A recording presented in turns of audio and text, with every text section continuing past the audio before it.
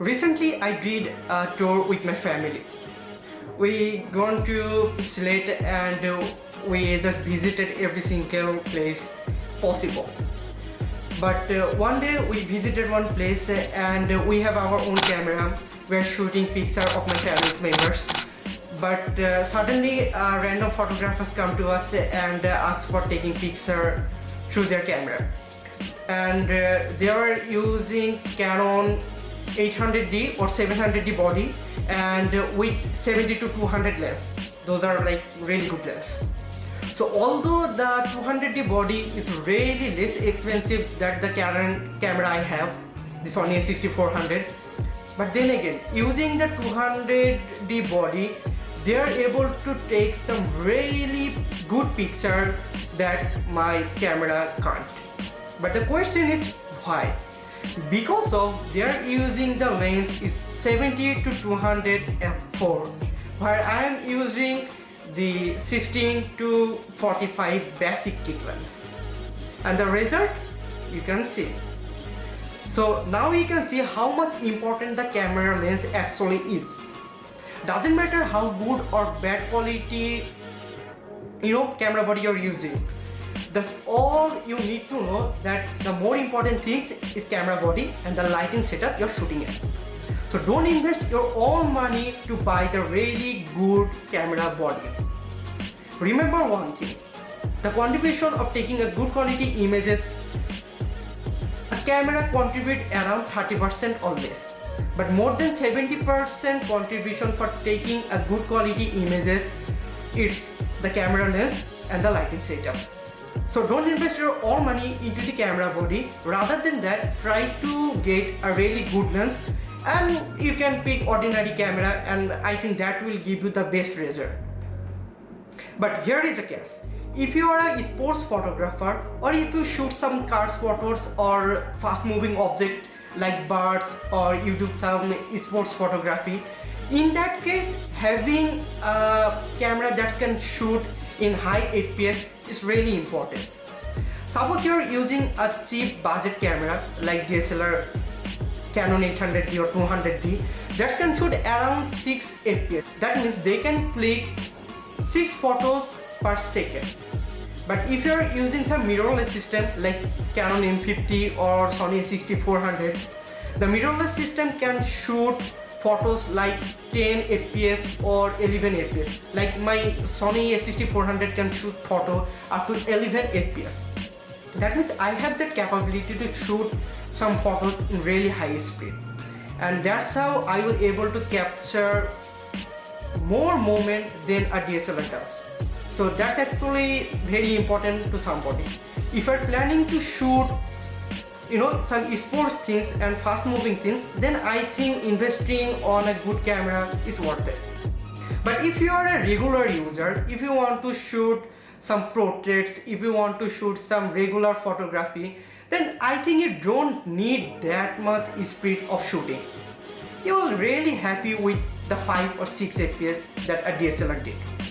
So what I'm trying to tell, if you really don't need that speed to shoot at, don't invest your money as a good camera body. Rather than that, again, invest your own money to buy a really good lens like 50mm or 85mm. That will give you blazing level of sharpness and blazing level of background separation that we all love. So one thing that you need to call.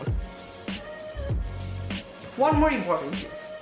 That is, if you wanted to buy a really good camera like Sony a6400 or a7 III or stuff like that, you have to remember that those cameras record really high resolutions videos like 4K 8-bit, and Sony a7S III like shoot 4K 10-bit. Those are the really heavy file.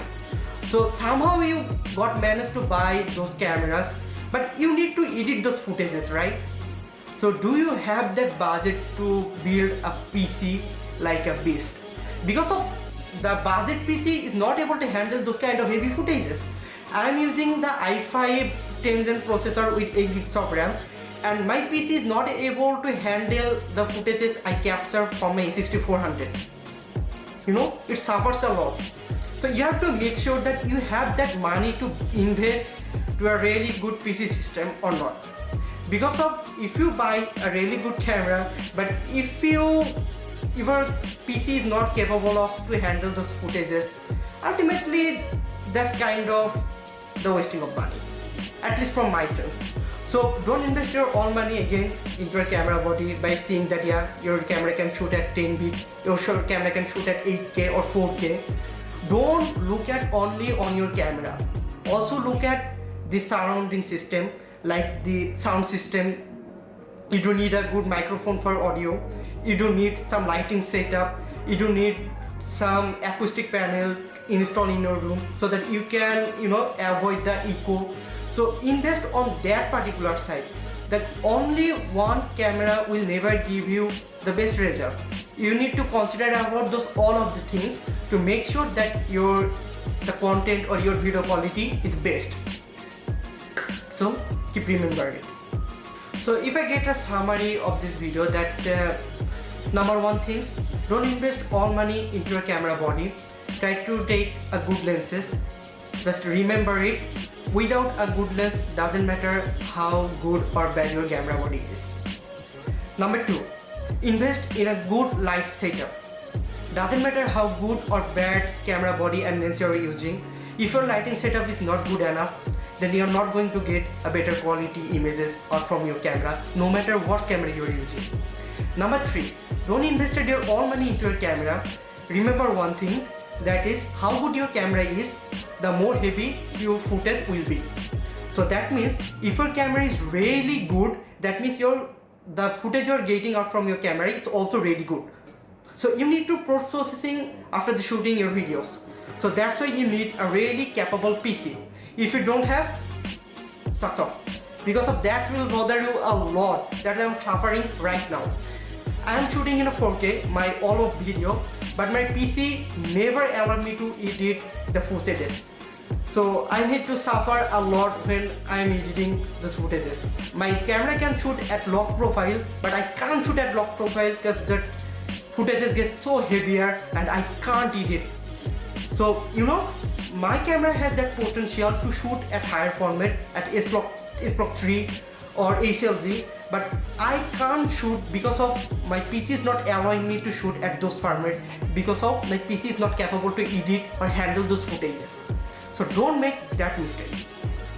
Remember some things, how good your camera body is, the good amount of result you're going to get out from your camera, and that's how or that's big your file will be. So you need a really powerful PC or computer to handle those footages. So if you don't have those, don't invest the money into your camera. You're not going to use it properly. That's I'm telling you from my experience. So that was the video for today. See you to the next one.